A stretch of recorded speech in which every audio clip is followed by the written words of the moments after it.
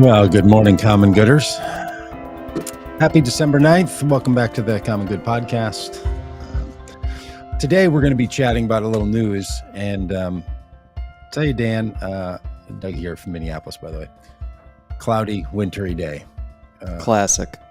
It really is so much so. I'm going to go on a bike ride today. I have one of those bikes you ride in the winter. What makes it different than a regular bike? Is it like fat tire? Yeah, the tires, and for me, the big gloves built into the handlebars. That your hands go in. One of those. Have you seen those things? Yeah, looks like robot hands attached to the handlebars already. I mean, an idea that when it finally came to flourish, people are probably like, "What took so long here? You build gloves into the handlebars? Genius!" And this is better than just wearing gloves. Yes. So here's the thing. All right, I know we're going to talk about this, but this is interesting. When you wear these things, or they're built into your handlebars, you often put maybe one of those little chemical heater packs. Okay, yeah. So then the whole area in there around your handlebars and your grips get warm. So you don't have to wear gloves, or you can wear very thin gloves. Gotcha.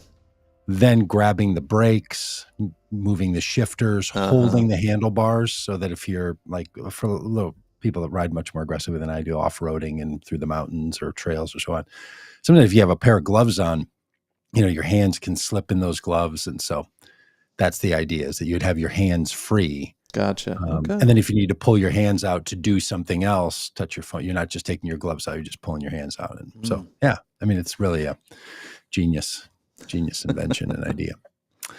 So, and then, I don't know, I have a fat tire bike, so it's designed to sit in a certain way, sit up, and let you sort of ride like you're riding off road. So yeah, plow through some snow or whatever. I live in a place, as you do, that gets so cold, the water in lakes and ponds freeze. I know you live on a large lake, Lake Michigan, that never fully freezes over, but I live by these lakes. That might be a 3-mile trip around the lake, and the lake will freeze solid enough. You can drive cars on them. Yeah. People can believe this. And so anyway, I'll ride my bike out in the middle of the lake, these big grippy tires and stuff. So it's kind of low flash. It's a winter sport. So anyway, so that's what we're doing. You're in Michigan, but we're going to do a little news roundup. I just got all dreamy. Did you see that? I just drifted away. Thinking about riding through the snow on that fat tire bike. Because I'll tell you, I know I was done talking about this for a minute until I realized I wasn't. You get out in the middle of a lake like that, and it's quiet in a way that is just really something. And you can walk out in the middle of a lake too, but often the snow is real deep, and it takes you a while to get out there. On a bike, it just zips. You sort of zip your way right out there. So that's fun.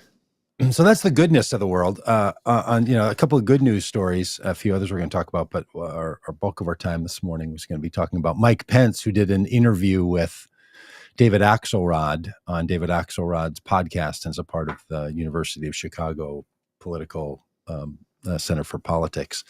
And Mike Pence was a guest there. And so he and David Axelrod have this hour-long live conversation, and we're going to take a segment of it and talk about it. It explains so much about why people like Mike Pence, especially religious people like Mike Pence, as he raises a number of times in the interview, support Trump the way they do and supported Trump the way they did.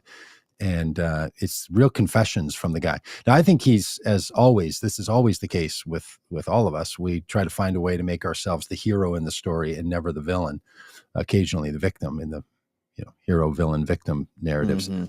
And I'll tell you, you just see it clear as a bell with Mike Pence here, how he's like, well, this is how I was doing the right thing by my supporting Donald Trump in all the ways. And then why it was also heroic for him to then break from it. So, in the end, he's always pitched as the good guy, which is not a particular dig only on Mike Pence. We all do this. We all have a way that everyone thinks they're the good guy in the story. Yeah. But the mental gymnastics he goes through to do this are pretty stunning, as we'll get into. It's just dreamy. So, if you're not a fan of listening to Mike Pence's voice, you're going to hear it for about 2.5 minutes in this little bit. So that's trigger warning in a few minutes. That's right. Prepare yourself. Remove the children from the room.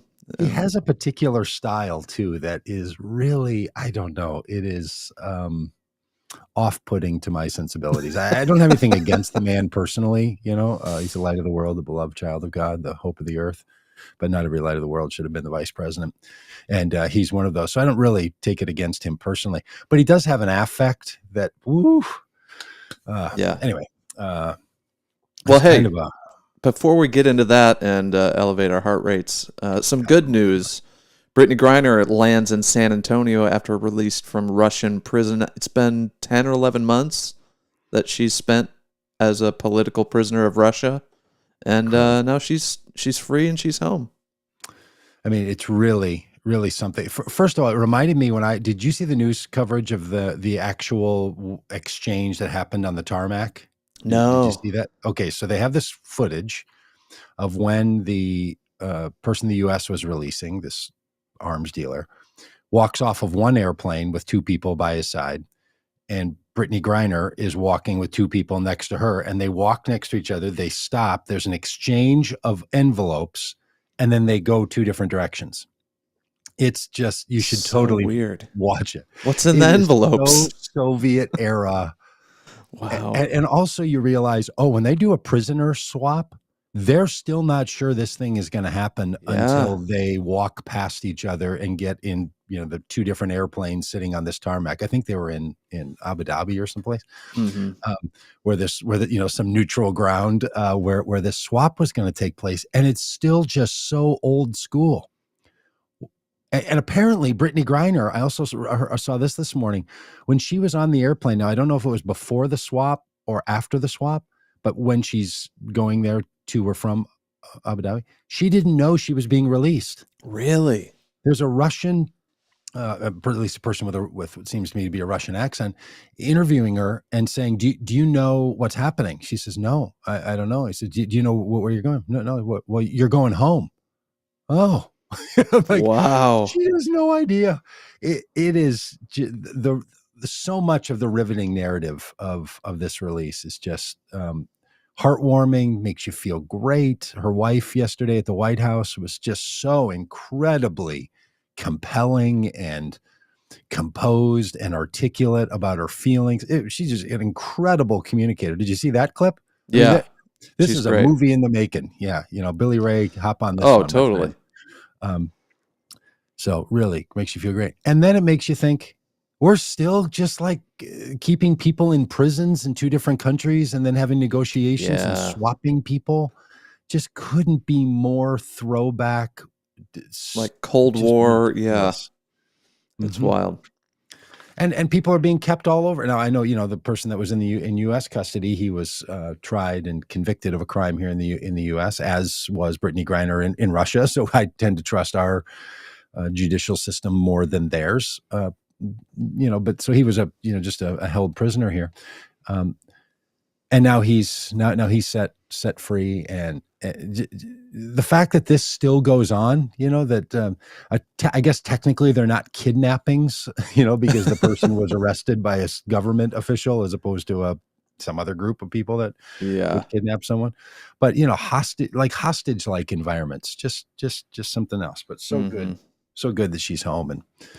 And apparently this morning even got into San Antonio, like apparently a long day, having to, all the stuff happened, leaving Russia yesterday and going to Abu Dhabi and then getting into San Antonio. Yeah. Wow. I don't know why San Antonio, maybe there's a military base there where they have to do some.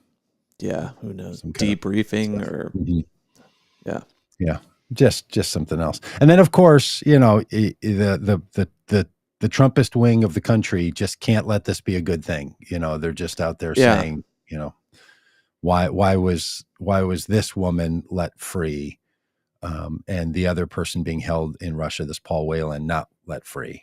I saw a tweet yesterday, which I just shouldn't do it, but I went on Twitter, and one of the somebody was saying, like, of course, this is what the Biden administration does. A woman who wouldn't stand for the national anthem is basketball player is let free, but the former Marine being held in Russia is still there, turning it into that argument. And another person responded to that, as people can do on Twitter, and said, yeah, Brittney Griner, athlete, representative of the United States, Olympian, and didn't stand for the national anthem. Paul Whelan, dishonorably discharged Marine for a charge with larceny and bribery, which I didn't know. Did you know this? That the Paul Whelan guy? Yeah. So it's a little fuzzier than. Yeah, technically Marine. But moved also, to the United States, not born here, but dishonorably discharged for trying to steal $10,000 during the his deployment in Iraq as the like the guy in charge of the supplies. So but that's not also, really the point, I think right? The point is supposed to be any American that's being held, and we'll deal with them on our own hands. But these folks just keep bringing it up, that somehow they've got to turn this into something other than a good story. And I would think most military people would say, no, let's get the civilians out before we get the people that signed up to be in harm's way. Yeah, well, look, and Paul Whelan was he wasn't like discharged from the Marines in 2008. Guy hasn't been a Marine, he was in for 5 years. He was a Marine for 5 years. I think he came in through the National Guard. Like, let's not act like he was, a military, asset in, doing work for the government. The guy was, running his own business and, just loving Russia and just in with, turns out, with FSB folks. So anyway, a totally different story and situation.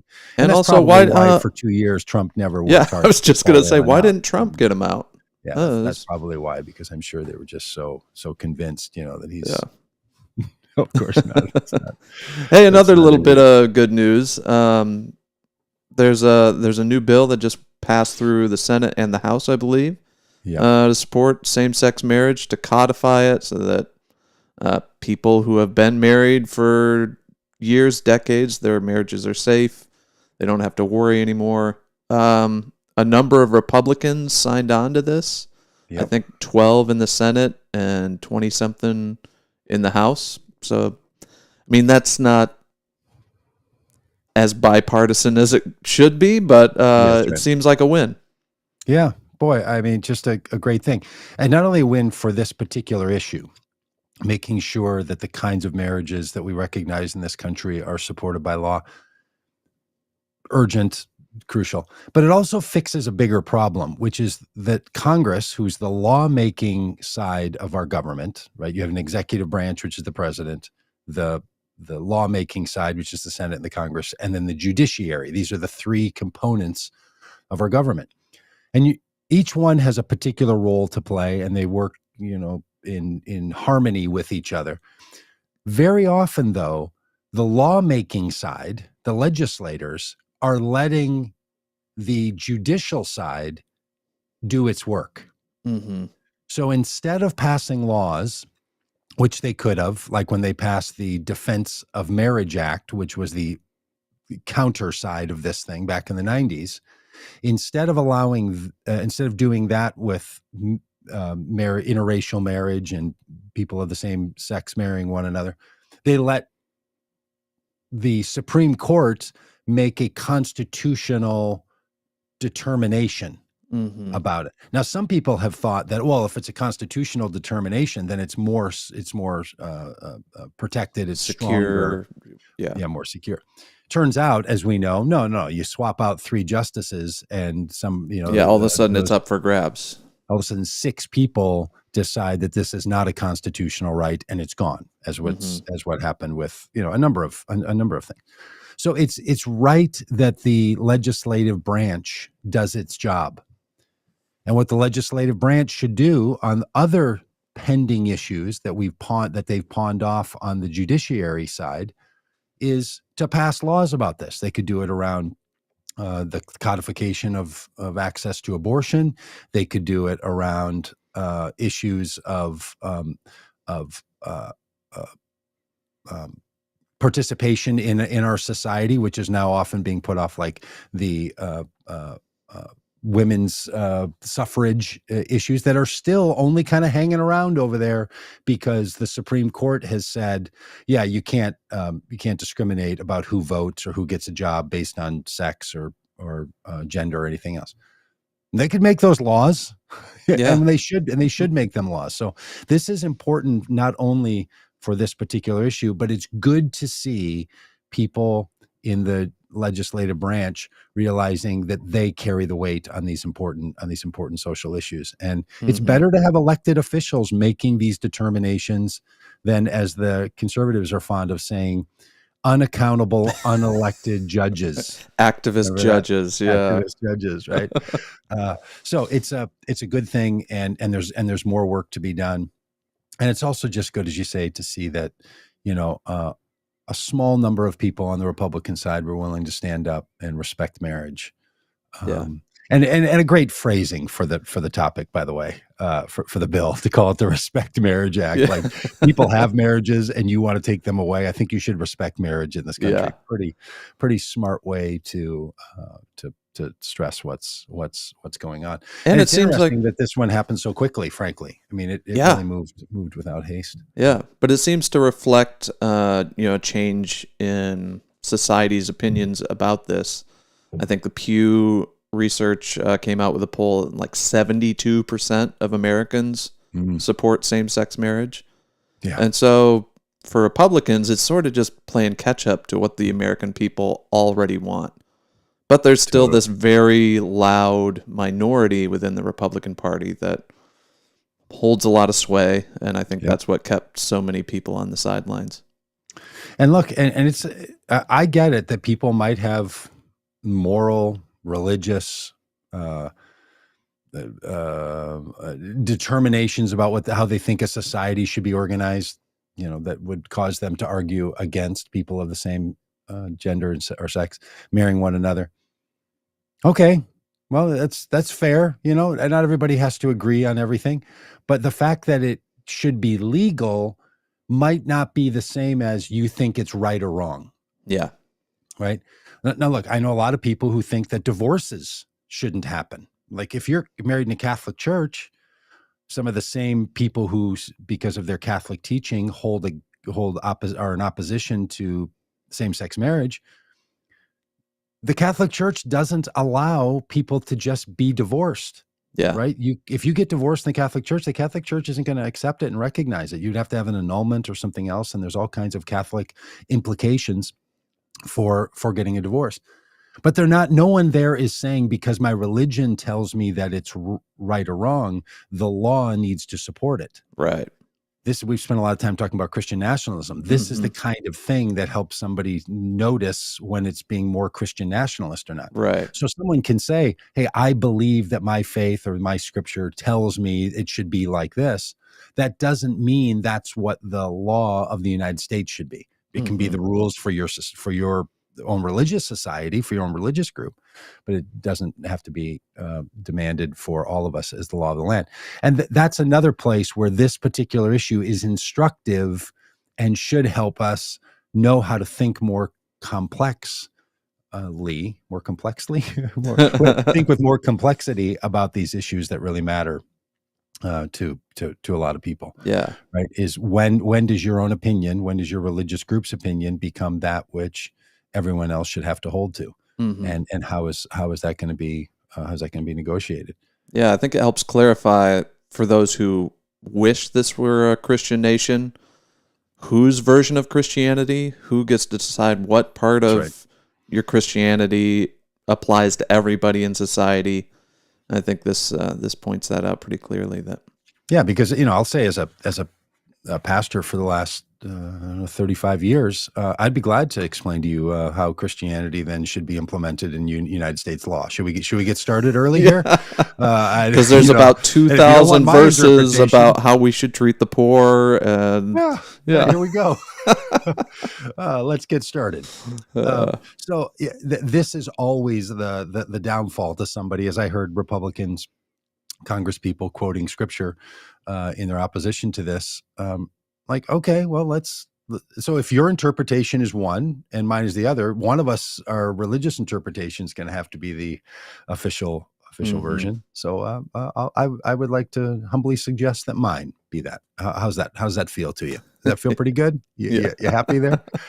or should I, should I find my fellow religious leader who's an imam in a Muslim mosque? Would you like for him to come in and suggest to you how this should go? Should I ask my rabbi to come over? Let's get started here. So this is where the struggle comes on these, and that's why it's good that lawmakers have passed laws, and then people can disagree with the law. I mean, that's the thing you do. And look, there's no law in this country that is permanent, right? You swap out the lawmakers, people can change these laws anytime. I mean, they passed it, they can reverse it, right? Yep. A law, it's not like, I don't know, it's not like carving, faces of presidents into mountains where it's just not, now it's settled and there it is. They can undo it. It's very possible. So if that's what you're up to, if that's what you want to do, then that's, that's your obligation and your right in this country to get busy and try to have elected officials do something else. So in some ways, look, I think the Republicans who stand against this should speak up. I don't think they should be using their religion as their sole purpose or their sole rationale for why they think a law should or shouldn't be passed. It's sort of the heart of the Christian nationalist approach and all. It's also interesting for Republicans who, in almost every other sphere, say we should get the government out of this decision-making process. But in this one case, when it's two people deciding what they should do with their lives, we want the government involved. Yeah, get the government off my back. Let's lighten up all the restrictions and look, it's that argument that what we need is less regulation. Well, hey, I'm with you on that one. Let's talk about the border, should we? I think we should have a little less government. Let's go there, yeah. Regulation on the border. I think we should have, more on guns and less on the border. And you think we should have less on guns and more on marriage? Okay, well, this is interesting. Let's keep the conversation going. But look, nobody's hands are totally free on this, right? Like, congratulations to the people who pushed this through. They should be patting themselves on the back. They should be moving forward. 12 years ago, there was no chance that bill would have passed. Yeah. Right. So, okay, give people a minute, right? Like if the Democratic Party and the portion of Republicans who could support this bill now are saying, I could now support it and I wouldn't have when Barack Obama was president. There was just no conceivable path for that to have happened, or I wouldn't have supported, or I didn't because they didn't, right? The bill wasn't pushed forward. Other people might just be 10 years down the road as well. And just because you've now gotten here and to this place, give other people a minute. Yeah. Right. Like instead of saying, if anybody opposes this bill, it's because you are, and then you use a series of, terms that are derogatory about the person. That's fair if you're willing to say, and 12 years ago, when I wouldn't have supported this bill, I also was homophobic and used my religion to go ahead and say all those things about yourself 12 years ago. Yeah.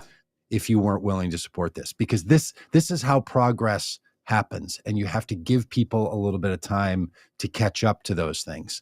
You've caught up now, but it might take some other people a bit longer. And especially on these issues that are fast turning in the scope of, society. Right. And, it's a big deal. We've talked a lot here about same-sex marriage. We've talked here a lot about LGBTQ inclusion and rights because it matters and it's been a good thing. And some people have been working on this for 25 years and some people for 2.5 years. Right. Yeah. And I think for some of us who are later to the party, like I grew up in a conservative world, many people in the progressive space came from that world and have, deconstructed and changed their minds and learned and all that. I think as long as we hold on to our newfound beliefs with a little bit of humility, that let's get off the high horse. We were not always here. That's right. Yeah. And it took me a minute, it took a little time. And why I think that's good news is you can just grant that same grace to someone else. And instead of saying you are in opposition about this important issue, you can say, you're not there yet. Now, you don't have to say that to them because it can feel pejorative if you do, like, hey, when you mature or whatever, when you get to a place where I am, you'll understand the world the way people like me do. And, once you see the world from up here. Yeah. right. But you can say to yourself, hey, this person just might need a little time. Just might need a little bit of moment. And that's not to say we don't keep those people in positions of power. We can for sure vote them out. We can pick different lawmakers that more closely represent our needs and desires.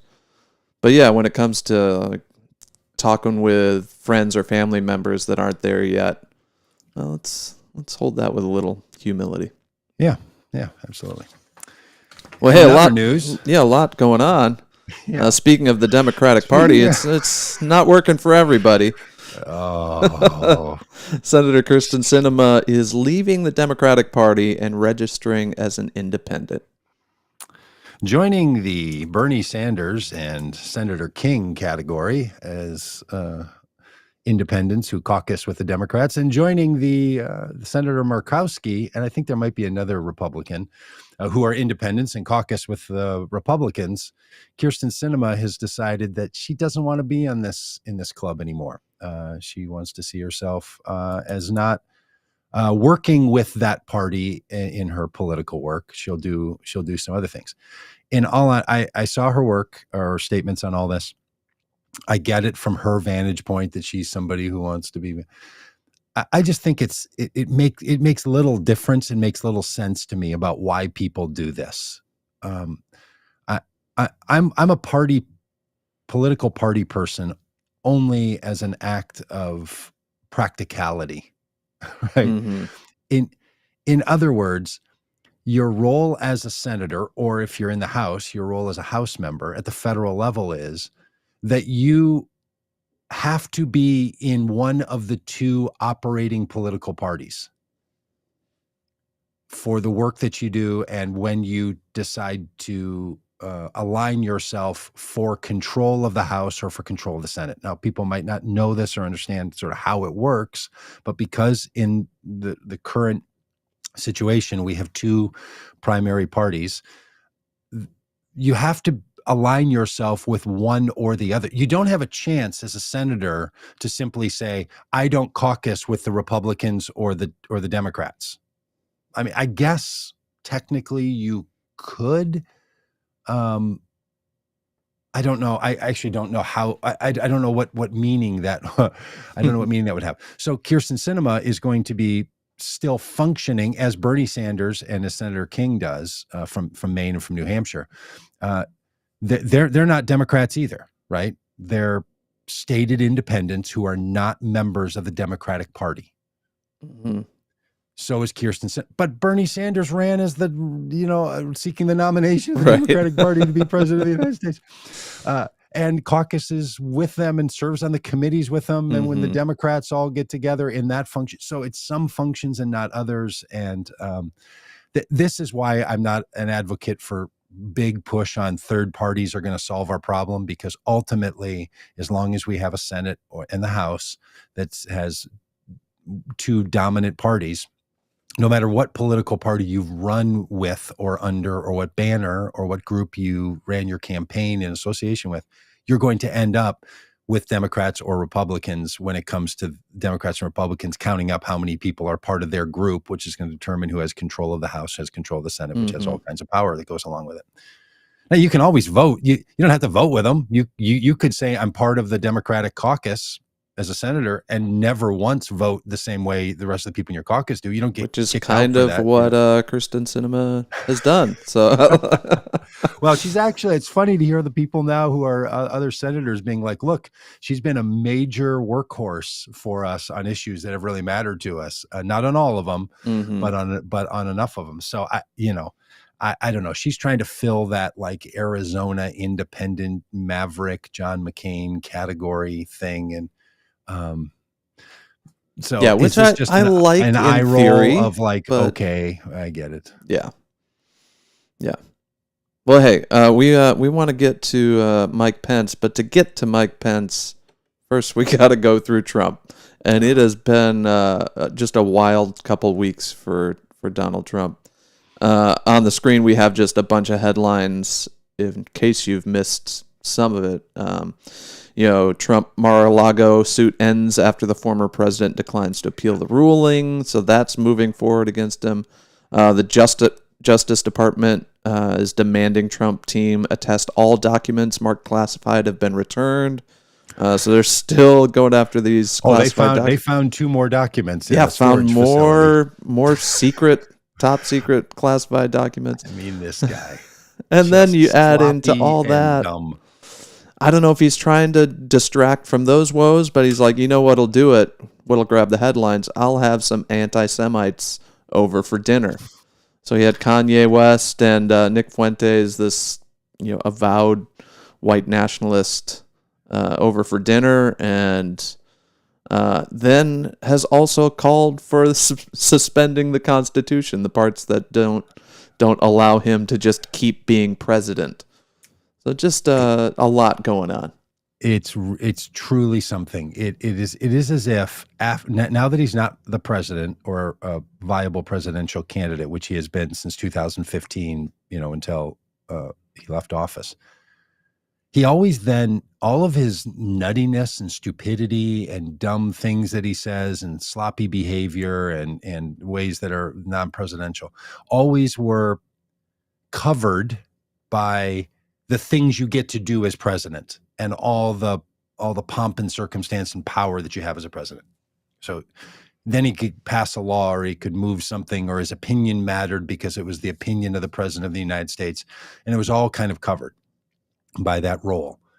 Now that that's not the role, he's just a lawless criminal that behaves in ways that, from his business that was found guilty of tax evasion, to his own behavior while he was president, being now under criminal investigation around January 6th and the insurrection that was caused there, and the actual sedition that he participated in, all the way through to keeping the documents, to interfering in elections.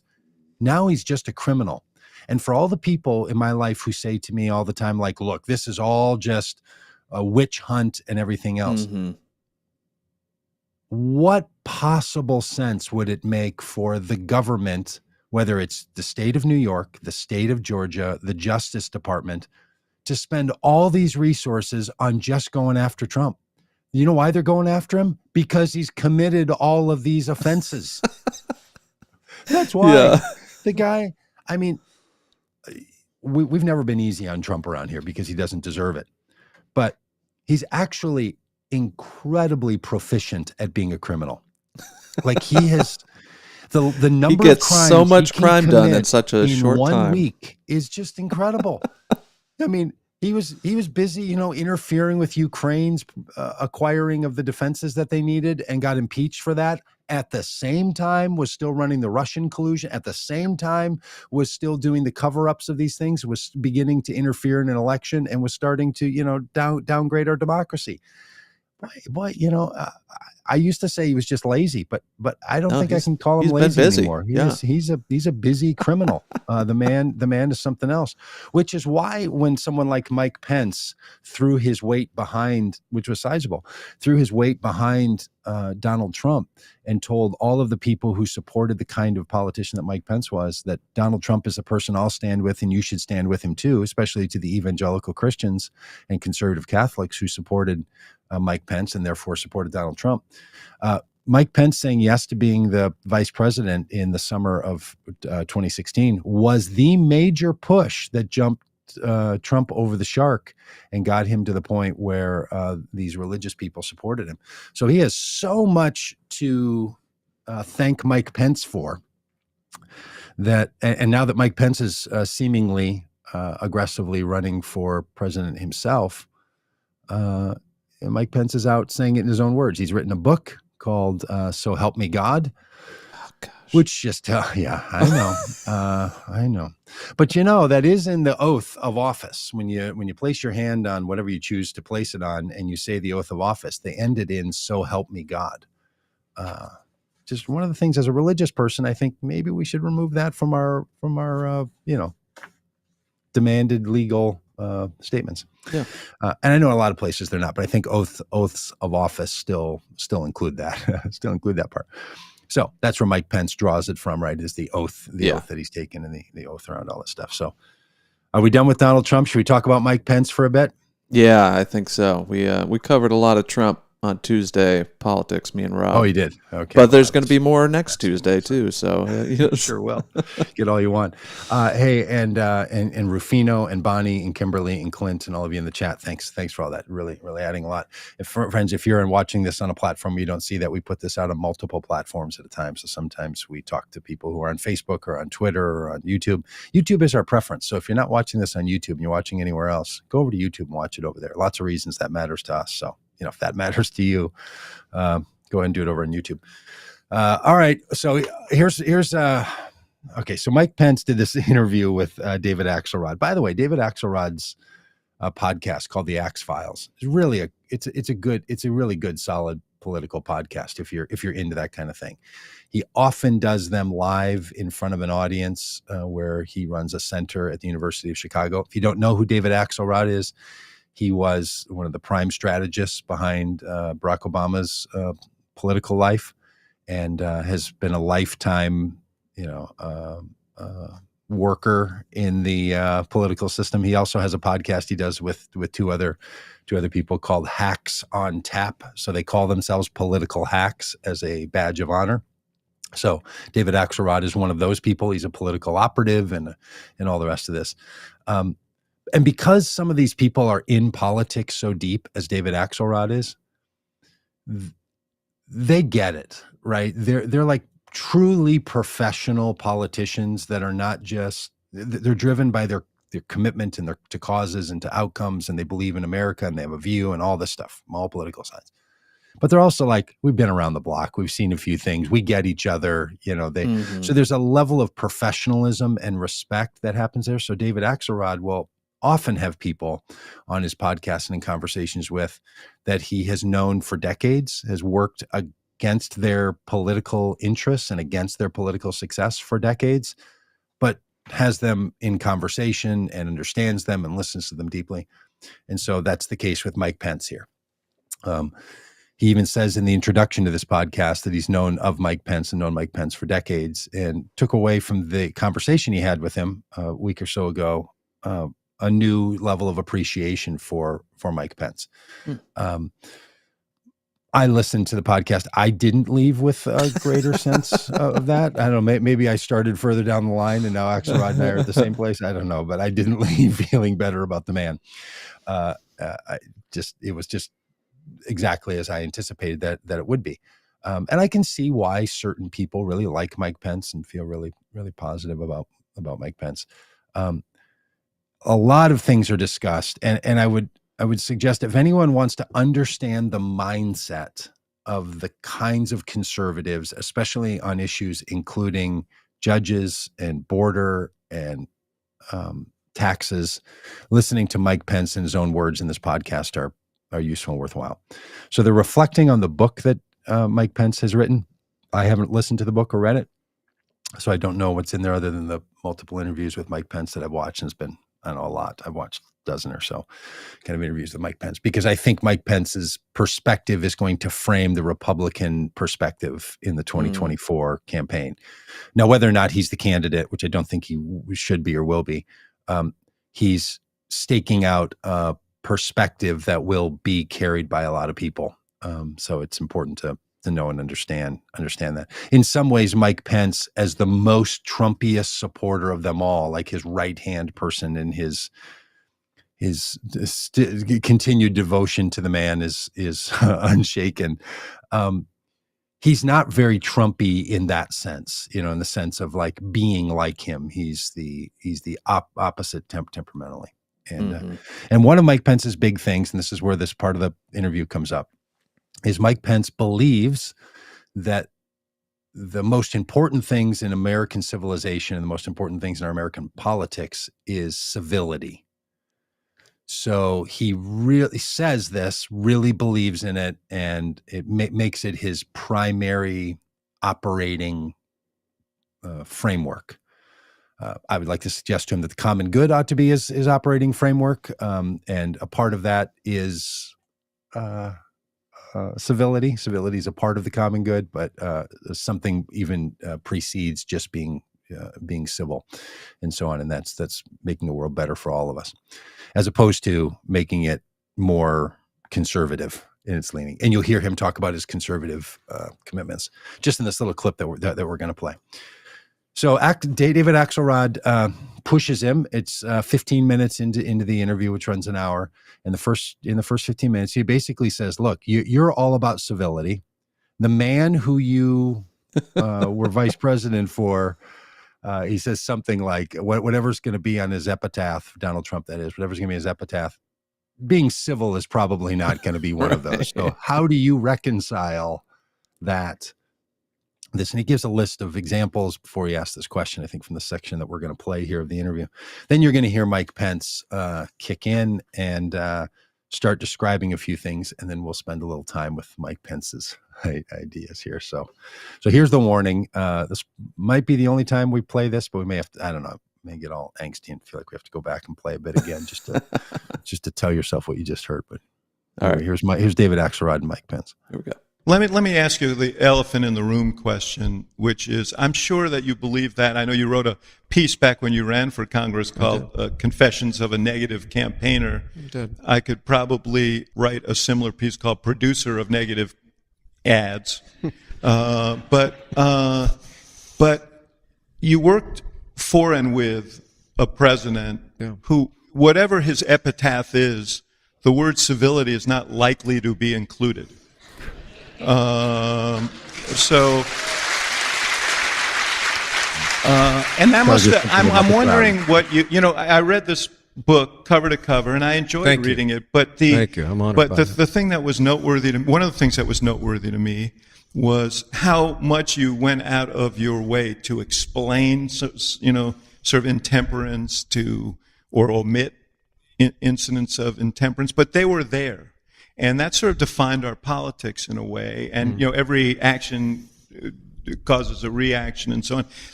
Did you ever talk to him and say, dude, let's bring it down a level?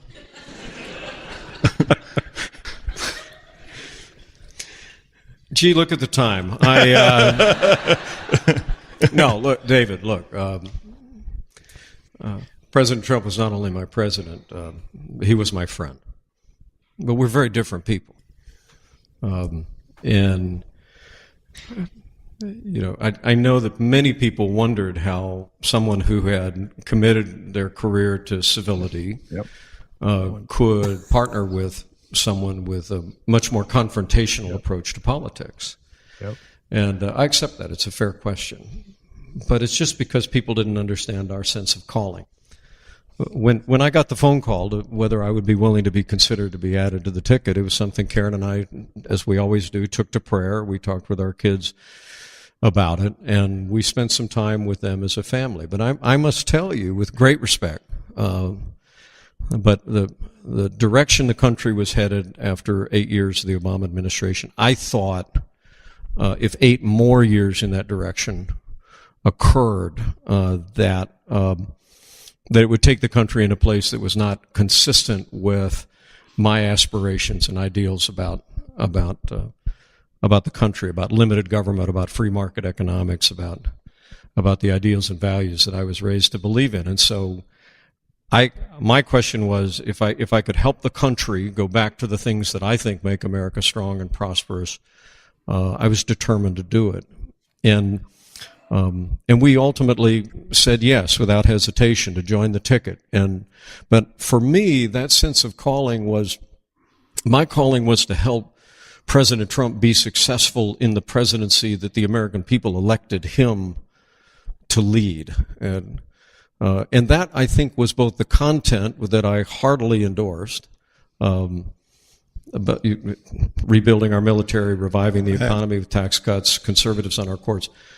But also it was a style, and I respected that style. And it came ultimately from my respect for the American people, that the American people had chosen him to be the president. My job, in humility, was to simply support him in the presidency that he was elected to advance. And that came from my faith in the American people, and it also came from my faith that providence guides this nation, and as the Bible says that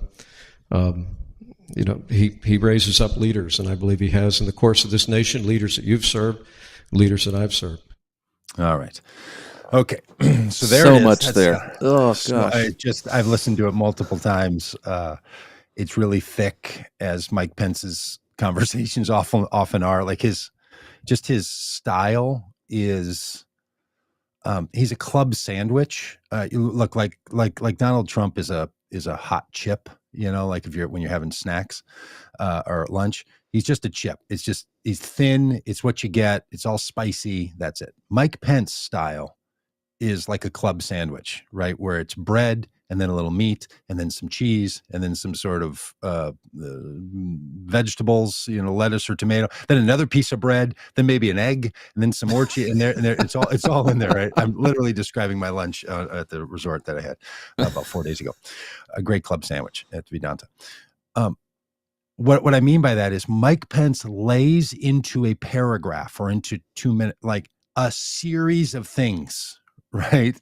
There's so much there, and you kind of have to pull these pieces apart to figure out what he's talking about. So we're gonna do that. We're gonna deconstruct the club sandwich that is Mike Pence.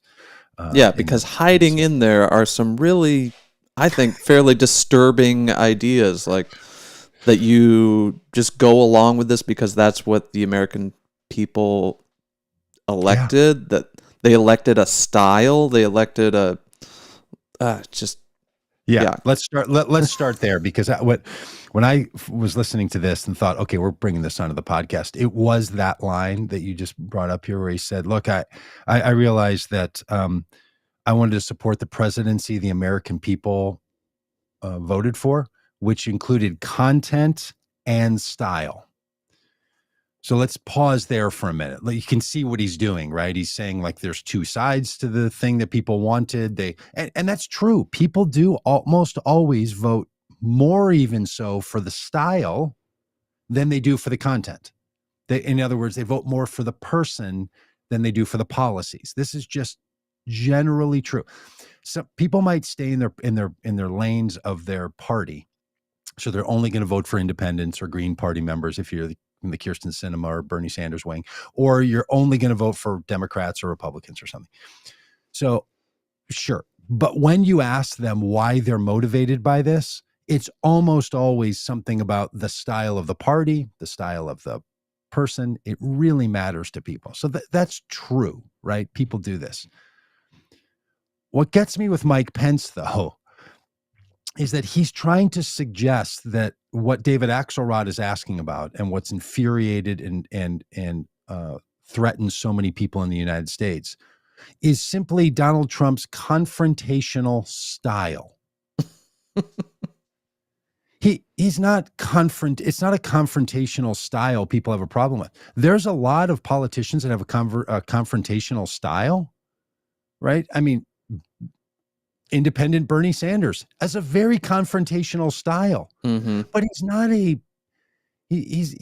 not insulting people. He's not rude. He's not demeaning them. Right. He's not subclass, like any of this stuff, right? That's confrontational style, or like, I'm going to take up a strong position. I'm going to put my position as opposed to your position, and we're going to have a clash of ideas, and you can do that all you want. You could even be a little gruff. Nobody's like, oh, wow, boy, I just don't want my president to ever like hurt someone's feelings. Oh, good grief. That's not what people are talking about. Right. Barack Obama had a very confrontational style. He was very, very direct and was willing to challenge people and be very confrontational. But he wasn't rude and he wasn't unkind and all the rest of this. So Mike Pence trying to wrap that what Axelrod is getting at. And the reason I'm going on about this is because if you listen for another 3 minutes, Axelrod pushes back on that a bit. And then, of course, Mike Pence does the both sidesism. Well, both sides really were being a little, they started the Russia investigation against us and they were really after us the whole time. And like, again, confrontation in politics is what it's about. It's the competing of ideas, right? It's a contact sport, but it's not cheap, and it's not cheating, and it's not it's the not same being thing. a bully. It's not being hateful. It's not making fun of people with disabilities. It's not giving nicknames to the people who work for you or are your opponents that are derogatory. Yeah, it's not Right? quote unquote good grief, locker Mike room Pence. talk. This is not what people are talking about. So that gets me, right? That what Pence is then trying to do is basically to say, look, he's not only my president, he's my friend, and we're very different people, and we all like to have friends that are different. He's just a guy I like to, I like to be with on Friday nights, but I don't want to spend a Wednesday morning with him, like this kind of guy. And we all have friends like that, right? So fair enough. That's not what anybody's problem with Donald Trump is. That's not what and the fact that these people are trying to pitch it as that is infuriating. Mm-hmm. Secondly, on this business about what did the American people vote for, we have spent a lot of time in our organization asking people who've supported Trump as religiously identifying people, what got you to support him in the beginning and what caused you not to support him ultimately, in 2020 election. What I heard over and over in all this work is I thought that once he became president, that the clown show and the circus act and all the stuff he did to be an attractive TV show candidate was all going to be set aside for him then to be president in a really different way. And my trust in that, these people have said to me, was the people he put around him. And they'll often say this, like, he's going to get the very best people and they're going to be around him and they're going to reflect our values. Some of those people include, for many, Mike Pence. And many conservative Catholics and conservative evangelicals have said, Mike Pence was my gateway of trust to Donald Trump. That Donald Trump picked him tells me that he recognized our community of people in the United States, and that Mike Pence said yes to Donald Trump meant that Mike Pence knew something about Trump that I didn't know, and I'm going to trust him. In other words, Mike Pence was a TikTok influencer to these folks, right? He's somebody that they would put their confidence in. So he's a confidence man. That's we have that phrase in our society. It's often shortened, as many things are, to con man. Yep. So Mike Pence is the confidence man, bringing this group of people to Donald Trump. So when Mike Pence says, what I felt my responsibility to be was to support the style that the American people voted for. Well, there were 10 million people, Mike, who voted for your style, who said, you're the kind of person that I'm willing to trust and follow. I promise you this, had Mike Pence, had Mike Pompeo, had Betsy DeVos, had any of the evangelicals who were ultimately in the cabinet and the administration of Donald Trump, had those people said publicly, I was asked to serve and I just can't serve with this man because I find that he doesn't meet the values that are important to me and are significant, that would have kept those people from voting for Donald Trump. Mm-hmm. They didn't vote for Donald Trump. Now, I'm not talking about the 80% of people who voted for Donald Trump. I'm just saying there's this sliver of people that gave him the presidency because he won it by a squeaker, that voted for Donald Trump because they trusted in your style. So this idea that now Mike Pence is saying when he's standing behind Trump with that smirk on his face all the time, or having to just basically come out and say he's still my guy, when he said, I think we should consider pouring bleach into people's lungs. Maybe that could get rid of COVID. Which is still one of the things I hope we never forget, that he was a man who stood at the presidential podium and said, in the White House briefing room. I was asking Dr. Birx over here, do you think it's possible we could pour the bleach in? Yeah. Because I've heard that bleach works on the counters, right? And so could we disinfect their lungs with the bleach? Could we do this? Can we just shine light? What is So, just basic misunderstanding of biology and chemistry. People didn't vote for that level of incompetence. They didn't vote for the cruelty. They didn't vote for the complete disregard to civility that you've said Mike Pence is so important. So this is the thing. When just listening to former Vice President Pence say, I felt like my job was to trust the American people that this is the person they picked. That's just, you can't have that opinion and be in politics the way in other words, he can't honestly believe that. If I were in that interview, and I'll send his publisher an invitation to come on the podcast, because I'd like to just ask him about this. Do you truly think that the American people only picked his style? You don't think there were people that also picked your style? Because now he wants to go around. You heard him say it. What I trust about the Trump-Pence administration, right? So he's moving, because on the ballot it was vote for, on the campaign it was Pence and Trump, and there were a lot of people who came through Trump. So this idea that's how it goes. Okay, I got another rattle off on something else. Do you have anything to say about that? Because I'm roided up here. Yeah, it's unbelievable, the level of,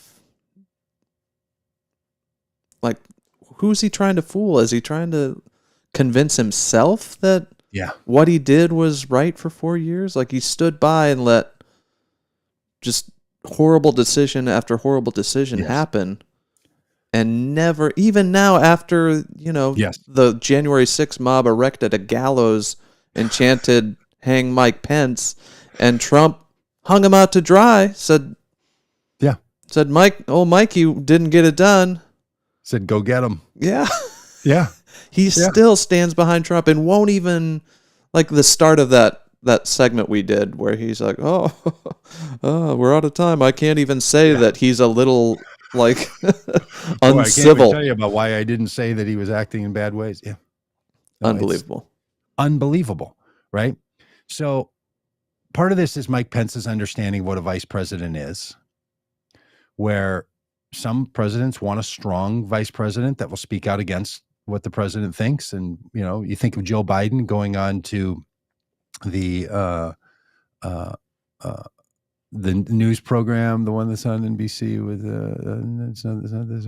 anyway, what was the news program that Chuck Todd runs on NBC? The longest running news show. I can't believe I watch it nearly every week. Meet the Press.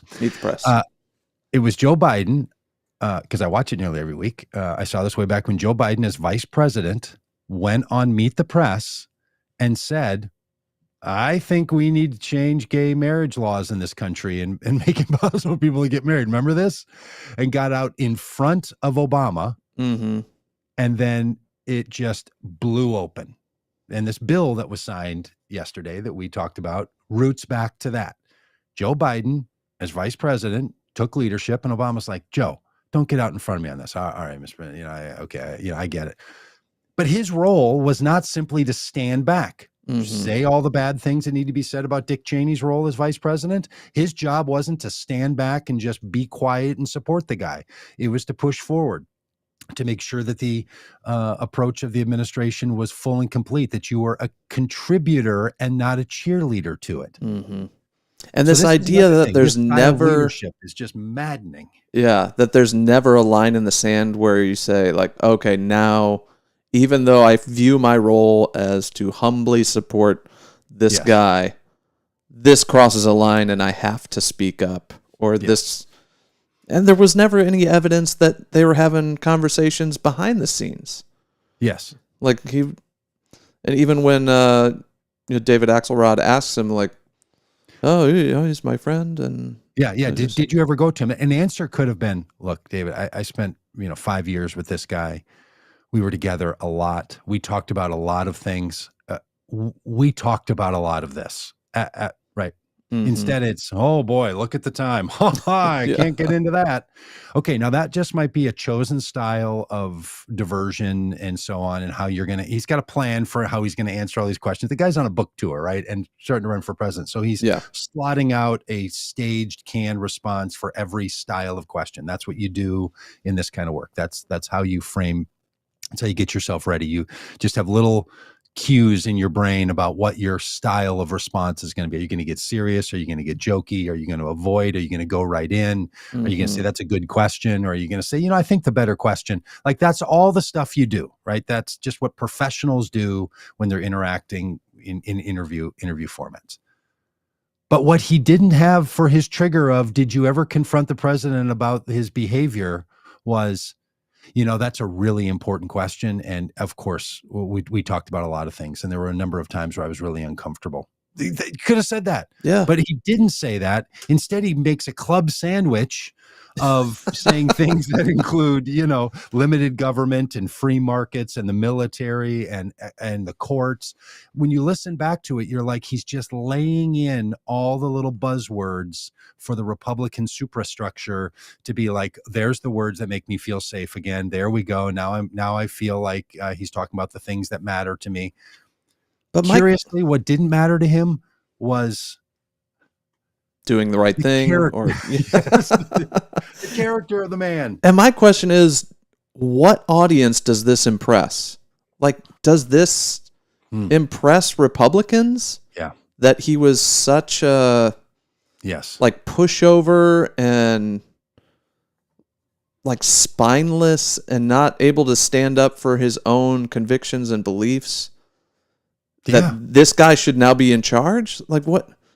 Yeah, and to this day, till 2 weeks ago, when he was asked if Donald Trump is the nominee of the party, will you vote for him? Which is the question, that people should be asking. And he still said, I don't think that's going to be he's going to be our only choice. Like, couldn't even then say, you know what, I'm not a never Trumper. Obviously, I was in the administration, but I'm a not again Donald Trumper, right? Which is what a lot of Republicans are now saying. I wasn't a never Trumper, but I am now a not again Donald Trump. It's a nice transition, gets you out of it, moves you forward, and just says, he just cannot be the standard bearer of the party. I've watched it all. I've been there. I've been up close. It's what he believes, because if he didn't believe it, he wouldn't be out running for president when the other guy's running for president. Yeah. Right. He clearly thinks Donald Trump should not be the president again. Yes. Because he's running for the same job. Yeah. But he won't say it. He won't. He still wants his cake and wants to eat it too. And then he frames it in this category of a sense of calling. Because way back at the beginning of that question, the response was, well, I can understand. And granted, now Mike Pence is gracious. That kind of style feels sacrimonious to me and doesn't feel truly gracious, but maybe he is, and he's just awkward. I felt similarly about Al Gore, actually. Like when Al Gore would say things that I think were sincere, it didn't feel like it because of his affect. His demeanor. It was like, I don't think real people, well, honey, of course I love you. I love you with all my heart. Like, I don't think I believe you. When it just feels like they're reading from a script that they didn't write. Like, it's just in their brain. So he was asked and framed it as, well, there's this confrontational style, and then said, what people don't understand about why would someone like me, who thinks that civility is important, hook up with somebody who has confrontation as their style? You didn't understand our sense of calling. Okay, that's religious terminology. Some people who listen to this podcast will recognize that. Other people might not, or they might not see that as a true trigger word or as a little hot link in an article that, when those words are underlined and you can click on them and it takes you off to other information. You didn't understand our sense of calling. That's a little hot link. You can click on that, and that'll take you into a whole world of understanding about how the world works. And for him, it was, there's something more. We can set aside Donald Trump's affect to accomplish something that we think is truly important. Okay, so that was the bargain that he made. What he refused to say in this interview is, I have some buyer's remorse about that. Yeah, it didn't go the way I wanted it to. Because I don't regret everything, but I kind of wish I hadn't bought that one. Yeah, what's the point of selling your soul for a seat at the table if you never use that power and influence? Yeah, to further your actual values. I mean, other than like the Supreme Court justices thing, which Pence didn't have anything to do with.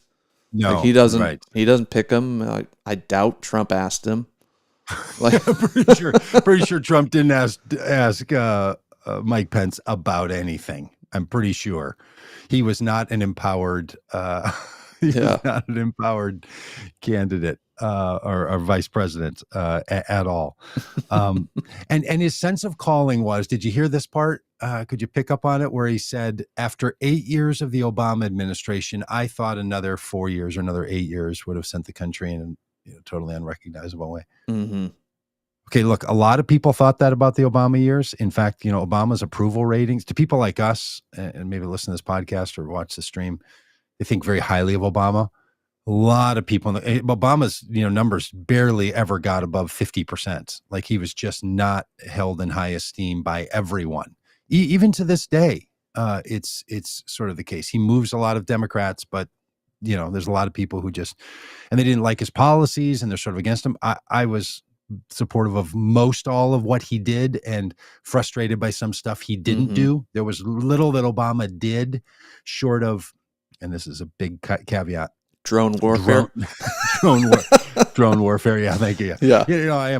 My moral conscience was still a little pricked by the drone warfare on weddings. Right. And his deportation work around the border. I didn't agree with that, like it, in opposition to him to this very day about that. And I don't know about, I assume you were as well, but I was vocal about the things I didn't like about the Obama administration. That seems to be the difference between a lot of totally like Trumpian, like they cannot speak ill of the great leader. Whereas I don't know, a lot of people felt very free to say to Obama, like, this isn't it. Yeah. Do better. Yeah. Look, man, I ran a radio show on this progressive radio station here in Minneapolis, the Progressive Talk of Minnesota. So it was stately a progressive radio station.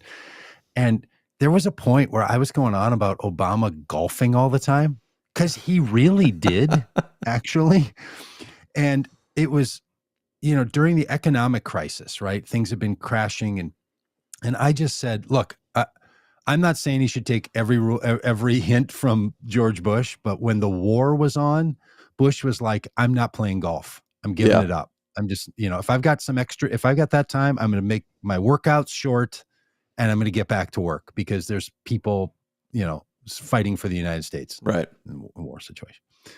And I was like, I think that's what should be going on during this economic crisis. Like, all of it. There's a lot of people who lost their jobs and can't go golf. Like, it just is a thing. Like, I grew up playing golf. I like golf, whatever. You would not have believed the torrent of responses to saying on a progressive radio station that Barack Obama golfs too much.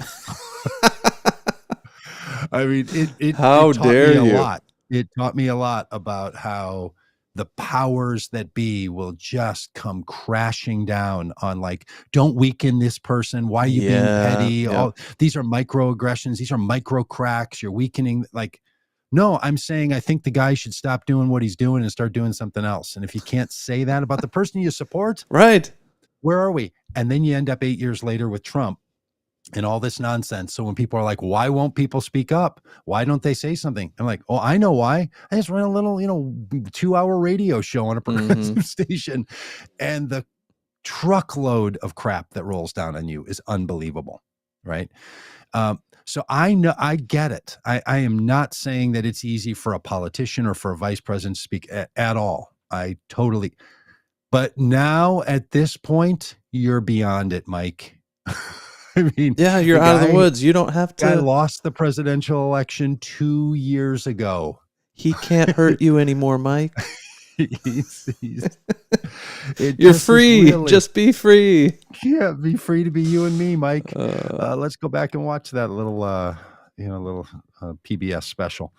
So Mike Pence believing, that, look, if the country keeps on this path, and as somebody popped in the chat here, I saw they said they think it's about race with Obama. Obama's race as a black man. I think that's true. Yep. I think that's the kind of thing that was really, really troubling for a lot of conservatives. And I think for a lot of them, some of that was on the surface and so much of it was in the background and they couldn't even differentiate one piece from the other. So anyway, so what good is this, right? Other than picking on Mike Pence?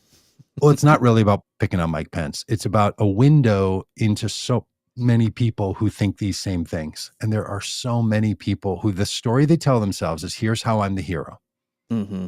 My job was to support this, that, and the other thing. And what we need to do is get rid of the hero, villain, victim narratives altogether so we can approach the world a little bit more honestly, right? And not just say, yeah, 25 years ago, I was really too negative and now I think civility matters. No, it's with every step, you sort of make an adjustment.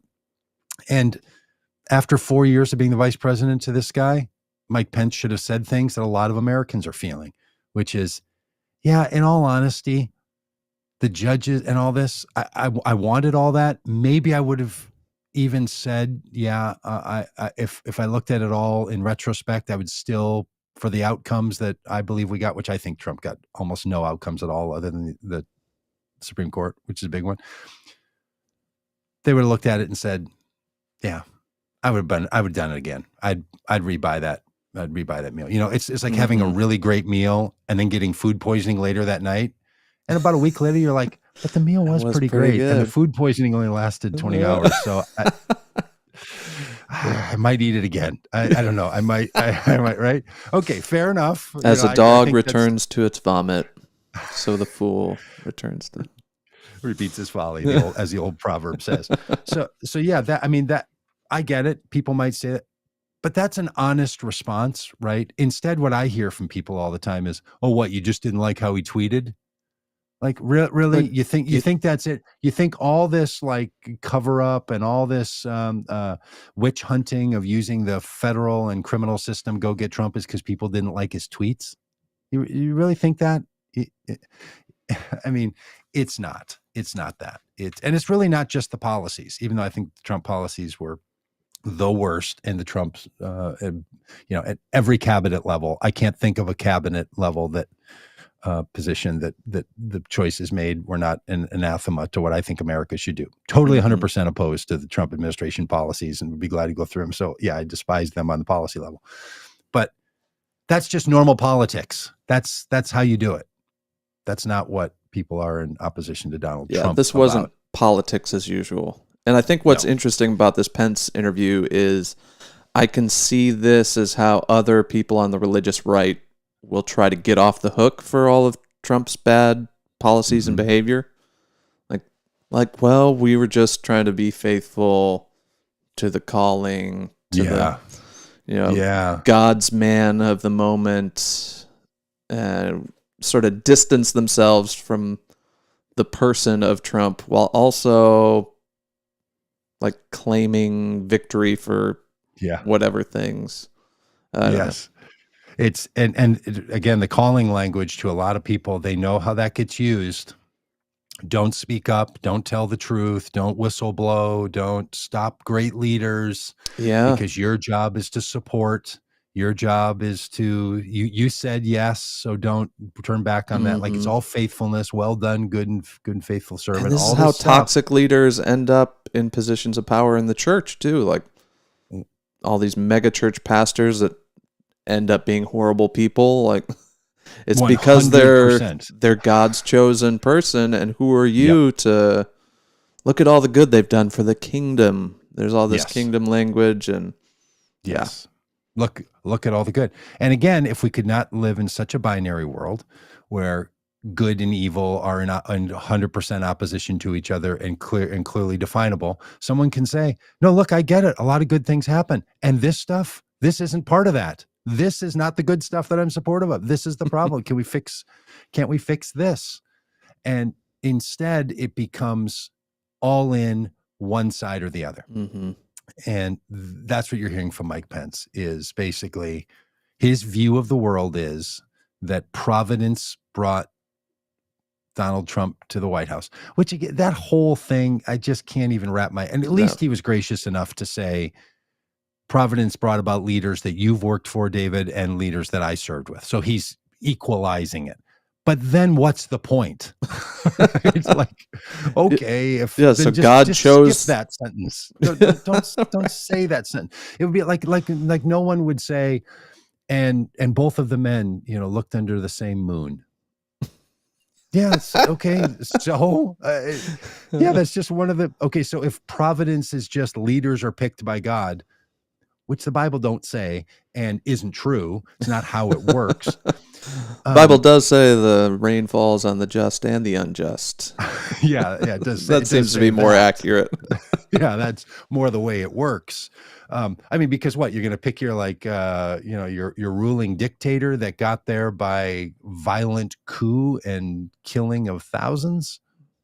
That was always the hand of God. Was that one, or the free election? Is the free election the one where people pick which? Okay, Yeah. So we don't live in a kingdom. We can just stop the whole God picks people for jobs. Yeah, because you don't think that. Of course. The people saying that don't actually believe that. You don't think that. Stop saying things you don't think. Yeah, that's a great point. They actually don't think it. Well, I'll tell you. I mean, Mike Pence. I have followed Mike Pence since he was just a lowly congressman in Indiana.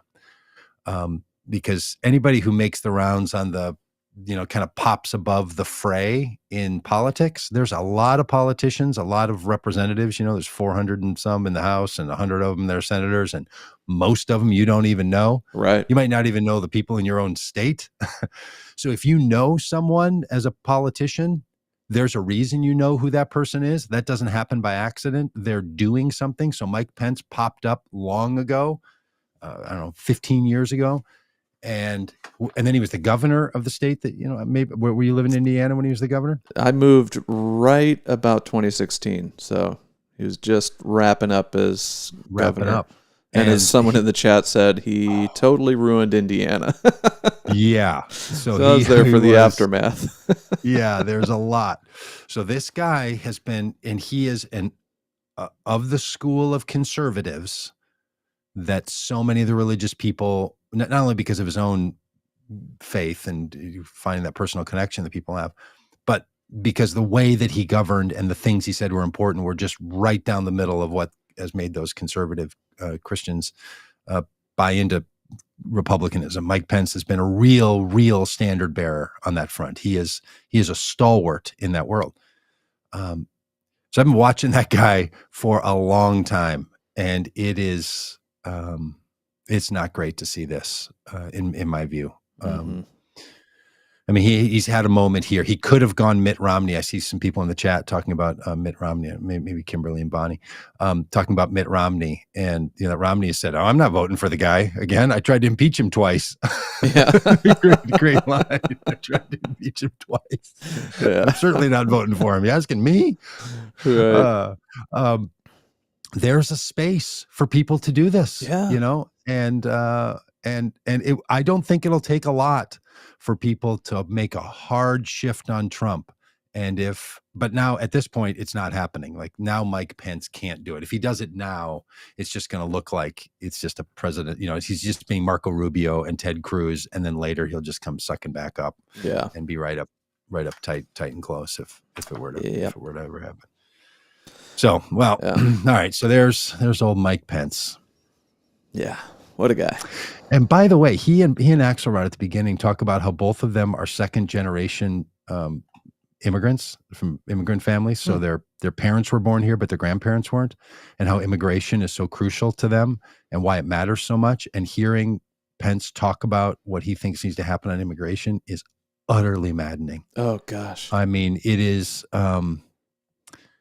It's the thing that I think is going to be the real wedge point for people going one way or the other, and Mike in their vote in 2024, and what Pence is saying, I mean, is just unbelievably maddening. Mm-hmm. He has pitched the Trump administration as absolute heroes on immigration. Oh gosh, it'll just make your head spin. And unfortunately, Axelrod has very little. He's like, "Well, I think we should stop demonizing immigrants." And Pence is like, "Oh, okay, yeah, okay, good." I mean, but that's not that's not enough either, because Democrats don't want to talk about this issue either. Right. So he just has a free lane to just walk wherever he wants, as long as he just says something like, immigrants are crucial to America. That's enough, and you're off. That's the end of it. But it's just, just border wall funding and just crazy business. Yeah. So there's a lot there. If you haven't given enough time listening to this, you can actually go listen to if you want a David Axelrod. heaping dose, it's the Axe Files with David Axelrod. Mm-hmm. All right. Well, happy Friday. Yeah. We'll see everybody next week. Thanks to everyone in the chat. Very active chat. Sorry we didn't get to everybody do we need commenting, but Bonnie, Kimberly, Kay, thanks for hanging with us. Yeah. Appreciate all of you. Thanks for being a part of this. Tell your friends, family, people you don't care for so much, really anybody, about the podcast and about the live stream, and ask them to listen with you. Yeah.